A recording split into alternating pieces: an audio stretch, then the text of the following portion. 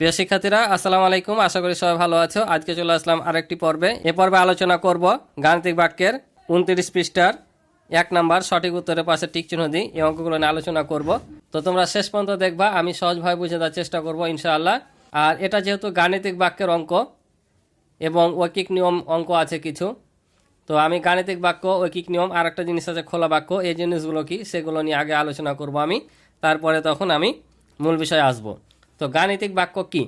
গাণিতিক বাক্য হচ্ছে তোমার যে বাক্যগুলো সত্য কি মিথ্যা নির্ণয় করা যায়, যাচাই করা যায়, সেগুলোকে বলছে গাণিতিক বাক্য। কি বললাম? যে বাক্যগুলো সত্য না মিথ্যা নির্ণয় করা যায় তাকে বলে গাণিতিক বাক্য। এখন সত্য আর মিথ্যা ফের কীভাবে নির্ণয় করা যায়? যেমন দেখো, আমি যদি এখানে 10 যোগ 5 করি তাহলে কত হবে? 15। এটা আমরা জানতে পারছি। আবার যদি আমরা এখানে করি যে 20 বিয়োগ 7 সমান দিলাম 10, তো 20 থেকে 7 বাদ দিলে কি 10 হয়? 10 হয় না।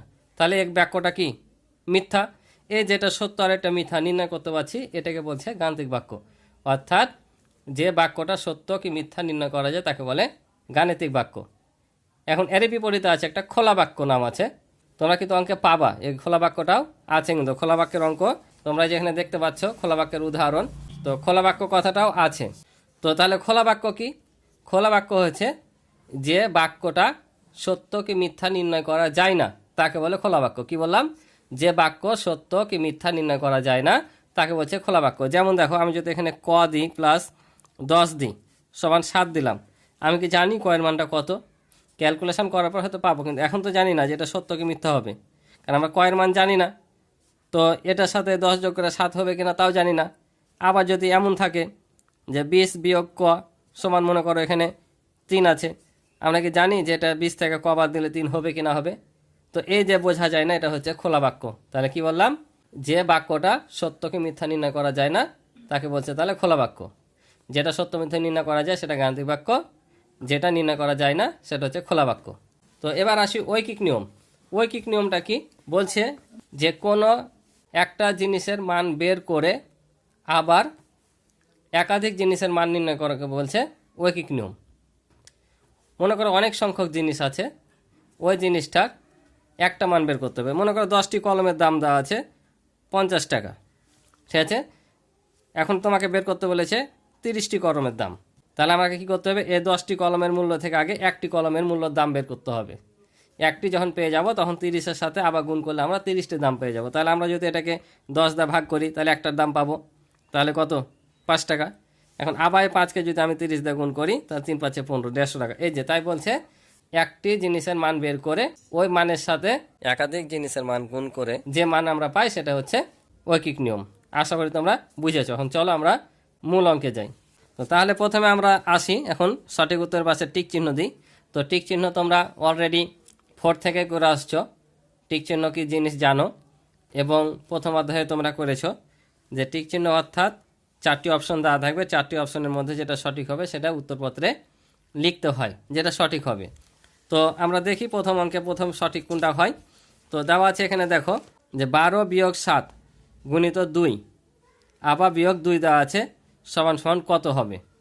এই যে একটা গাণিতিক বাক্য দেওয়া আছে, এই বাক্যটা থেকে আমাদের এখানে ক্যালকুলেশন করে মান কত হবে সেটা আমাদের যাচাই করতে হবে। তো আমি আরেকটা জিনিস বলি, এখানে হিসাবের ধারাবাহিকতাও একটা অঙ্ক আছে তোমাদের পূর্বের পৃষ্ঠাগুলোতে। তো হিসাবের ধারাবাহিকতা বলতে কি বোঝায়? অর্থাৎ আমরা জানি যে প্রথমে এগুলোকে সরলের অঙ্ক বলে, যে গুণ ভাগের কাজ করতে হয়।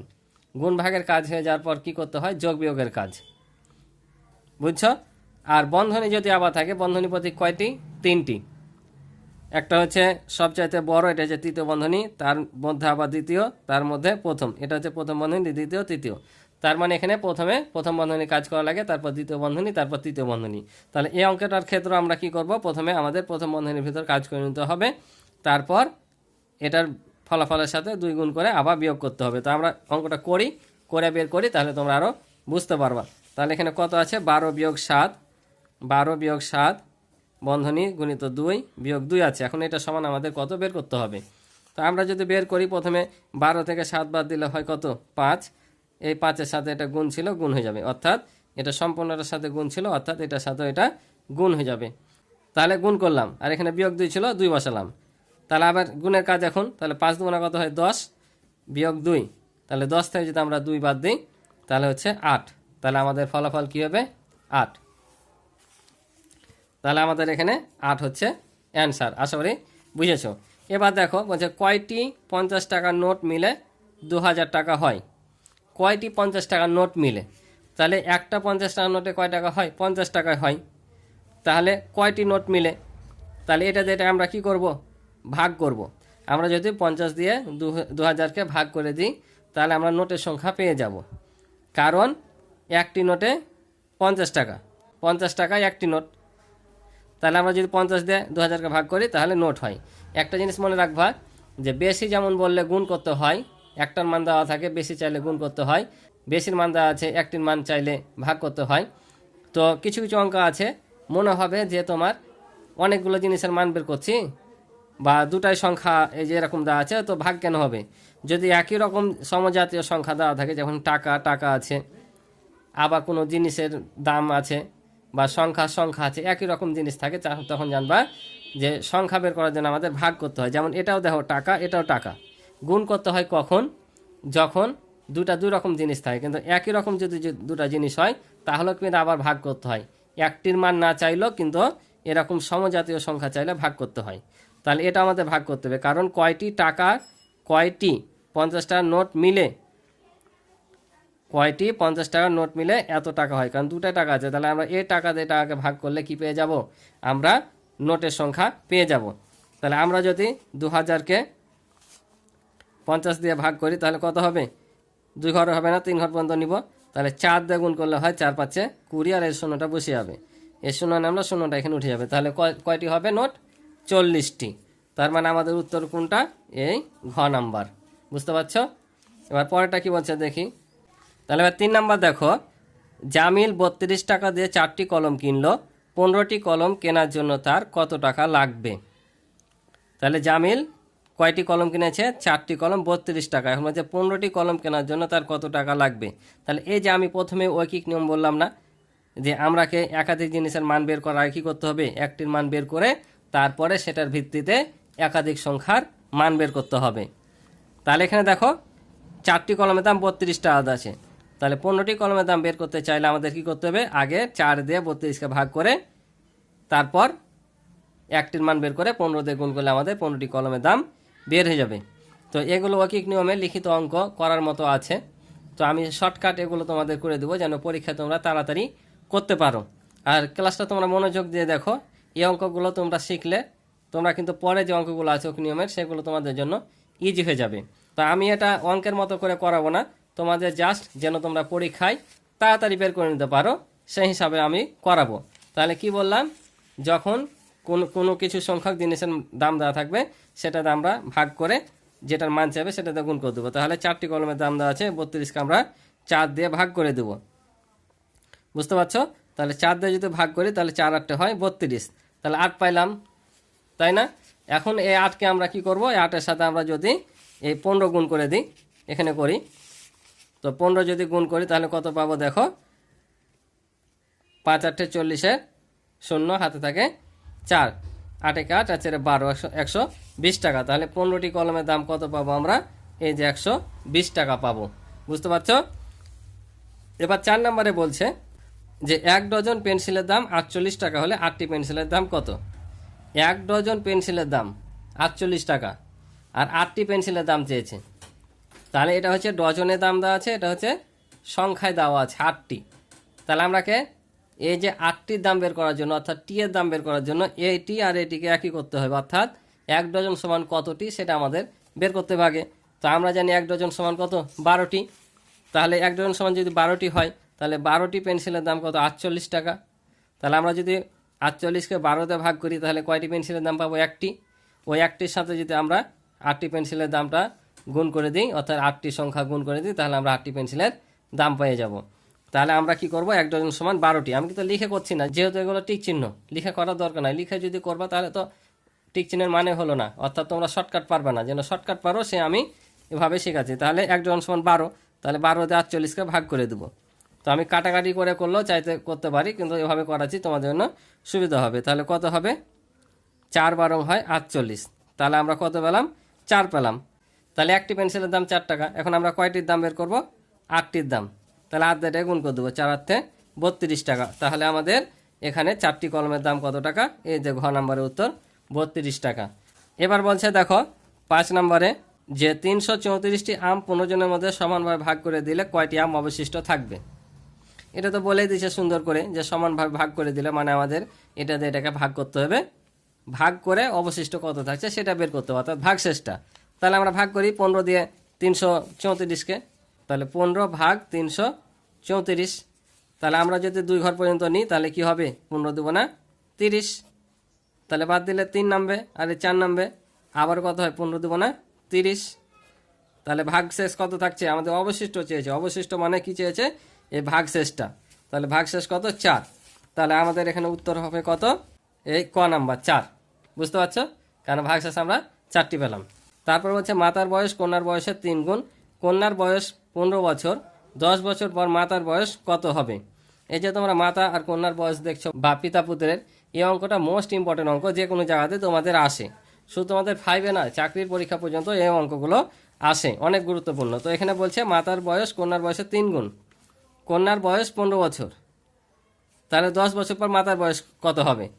তাহলে কন্যার বয়স যদি 15 বছর হয় তাহলে মাতার বয়স চেয়েছে, তাই কি না? তো মাতার বয়স কন্যার বয়সের কয় গুণ? 3 গুণ। তার মানে আমরা যদি 15কে 3 দিয়ে গুণ করি তাহলে কার বয়স পাবো? মাতার বয়স পাবো। মাতার কোন বয়স পাবো? বর্তমান বয়স পাবো। তারপর হচ্ছে 10 বছর পরে, তো মাতার বয়সটা তাহলে বের করি, তাহলে মুখোমুখি হয়ে যাবে। দেখো 3 15 কত হয়? 45। তাহলে 45 হচ্ছে কার বয়স? মাতার বয়স। তাহলে মাতার বয়স যদি 45 হয়, আরও 10 বছর পর বলছে, তাহলে কি হবে? যোগ হবে, বাড়বে না 10 বছর পর। এখন তোমার বয়স যদি 11 হয়, 10 বছর পর কত হবে? 21 হবে। তো সেরকম এখানে মাতার বয়স হচ্ছে 45 বছর পেলাম কন্যার বয়সে 3 গুণ করে। তাহলে 45-এর সাথে যদি আবার 10 যোগ করি তাহলে কত হবে? 55 হবে। তাহলে এখানে মায়ের বয়স হবে 55 বছর। বুঝতে পারছো? এবার 7 নাম্বার দেখো, বলছে 5 গুণিত 6 ভাগ 2 ফাঁকা ঘর দিয়ে 6 গুণিত 6 বিয়োগ 6 গাণিতিক বাক্য ফাঁকা ঘরে নিম্নের কোন প্রতীকটি বসবে।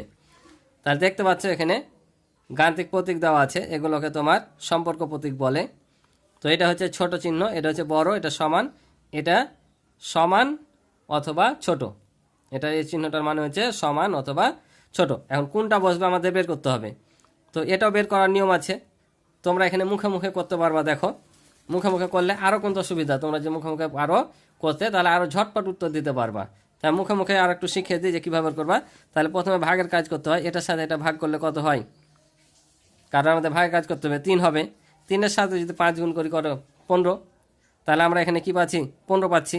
আর এখানে দেখো, এখানে আগে গুণের কাজ করতে হবে, মানে এটা একটা কিন্তু পক্ষ, এটা কিন্তু একটা পক্ষ, যেহেতু এখানে আমাদের প্রতীকগুলো বসাতে হবে যে কোনো একটা। তাহলে 6 আর 6 যদি গুণ করি কত হয়? 36, তাই না? আর 36 থেকে 6 বাদ দিলে 30। তাহলে এখানে পেয়েছিলাম কত? 15, আর এখানে পেয়েছি 30। এখন তোমরাই বলো যে এই সংখ্যাটা এটার চাইতে বড় না ছোট? ছোট না এটা, কারণ 30-এর চাইতে 15 ছোট। তাহলে আমাদের কোন চিহ্ন বসবে? ছোট চিহ্ন বসবে। আমাদের ছোট চিহ্ন কোনটা প্রথমে বললাম? এটা হচ্ছে ছোট চিহ্ন, অর্থাৎ আমাদের উত্তর হবে ক। এই দিকে মুখটা বসবে, কারণ এটা হচ্ছে বড় আর এটা ছোট, বড়র দিকে মুখটা থাকে। তাহলে আমাদের বসবে এখানে এই ছোট চিহ্নটা, যেহেতু এই দ্বিতীয় সংখ্যার চাইতে অর্থাৎ ডান পক্ষের থেকে বাম পক্ষটা ছোট। এবার বলছে দেখো লাস্ট অঙ্ক, টিক চিহ্নের খোলা বাক্যের উদাহরণ নিচের কোনটি? তাহলে কি বলেছে? খোলা বাক্যের উদাহরণ কোনটা? তো আমি প্রথমে আলোচনা করেছি গাণিতিক বাক্য, খোলা বাক্য, ঐকিক নিয়ম, কাজ লাগছে। দেখছো, তোমরা যদি প্রথম থেকে ক্লাসটি দেখে থাকো এবং মনে রেখে থাকো তাহলে অবশ্যই বলতে পারবে খোলা বাক্য কি। যে বাক্য সত্য মিথ্যা নির্ণয় করা যায় না সেটা হচ্ছে খোলা বাক্য। অর্থাৎ খোলা বাক্যের সঙ্গে সব সময় তোমার ক, খ, গ বা এ বি সি ডি এগুলো কিন্তু যুক্ত থাকে, এগুলো হচ্ছে খোলা বাক্য। তাহলে এখানে দেখো 4 6 24, এটা হচ্ছে এটাতে ভাগ করলে 4, এটা 4 4 16, মানে এই তিনটা নিয়ে আমরা সত্য মিথ্যা যাচাই করতে পারছি। আর এটিকে আমরা পাচ্ছি যে কয়ের সাথে 4 গুণ করলে 16 হবে।